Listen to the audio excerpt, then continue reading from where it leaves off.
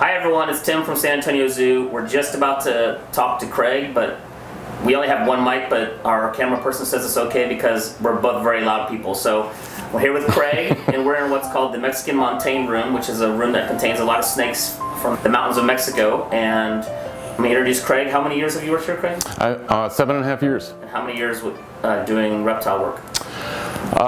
Well, I'm approaching my 29th anniversary working in zoos with reptiles, and I started even before then. Awesome. Tell us a little bit about the room we're in, what this used to be at the zoo, so people, they know where the Komodo is now probably. What did this exhibit used to be, and what did this building used to be? That's a great bit of history here. Is this room here in the vicinity used to be part of our old giraffe exhibit and giraffe barn. This was a giraffe barn, and there was no floor here. We didn't have multiple rooms. In fact, we would be in the upper volume of the barn because giraffes are tall. So what's happened is, a long time ago, the zoo said, this isn't a good place for giraffes, and we learned from that, went forward. We said, what can we do with this room? What can we do with this space? And we turned it into Komodo dragon exhibits, large python exhibits, regular tropical holding, as well as this Mexican Montane Room. So tell us a little bit about this room, why it's called the Mexican Montane Room, and what you have. It looks like you have about 60-something snakes in here on my simple math count, but what do you have in here, and what's happening up here behind the scenes? What we have here is a room dedicated completely towards Mexican Montane snakes.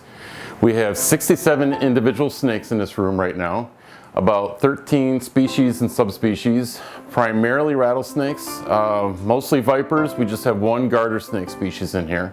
One regular New World viper, the Mexican black-tailed viper, and the rest are rattlesnakes. It's about the Mexican montane species of vipers, and they live up in the mountains in Mexico. To replicate that here, we have to actually keep this room air conditioned year-round. So we do have air conditioning going now. We even have it going in the winter time. Temperatures will dip down sometimes as low as the upper 40s here, and we try not to let them get above the mid 70s here. What is your favorite snake in here?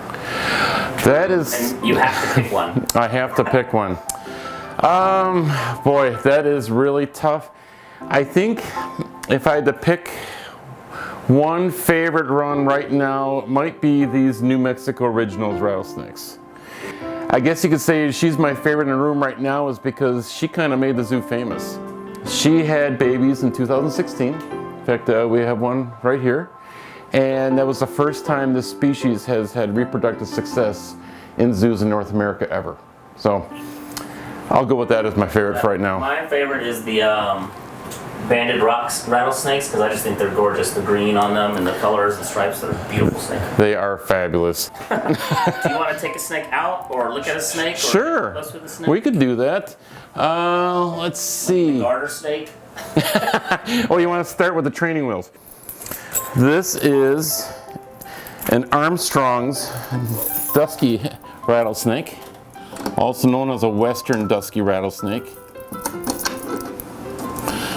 They are found in the central plateau area going towards the west coast of Mexico. Here we go. Now you can see he's having a little bit of a hard time moving on this floor, and that's kind of done on purpose. A lot of snake rooms have floors that don't allow snakes to go really, really fast. That's part of our safety measures here. You want to talk about what people should do if they see a rattlesnake in their yard nowadays, or any snake? Really the best thing to do when you want to tell these snakes apart one from another is just identification. It's kind of like identifying birds in your yard. You can easily tell who's who. But I think the best thing you can do, stand back, be calm, and enjoy the wildlife.